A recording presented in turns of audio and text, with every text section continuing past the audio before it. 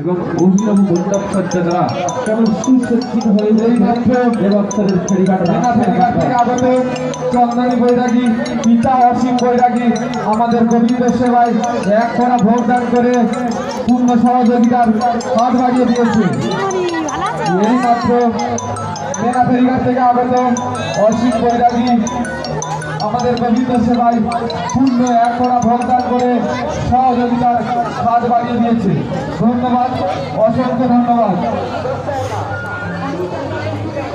যদি কোনো সময় গোবিন্দের মহাতুল্যবাদ ভোগদানে ইচ্ছুক থাকে তাহলে নির্দিদায় একবার তো আমাদের গোবিন্দের কাছে তাদের দেওয়ার সর্বদা খোলা রয়েছে। আমাদের মেলাতে ধীরে ধীরে ভিড় জমতে শুরু হয়েছে, তাই আপনি আপনার বন্ধু বান্ধবকে নিয়ে আসুন। দেখুন এই পূর্ণ বৃন্দাবন দর্শন করুন। দেখুন সেই নাগরদোলা কেমন ঘুরছে, ডিস্কো ঘুরছে, ড্রাগন ছুটে চলেছে।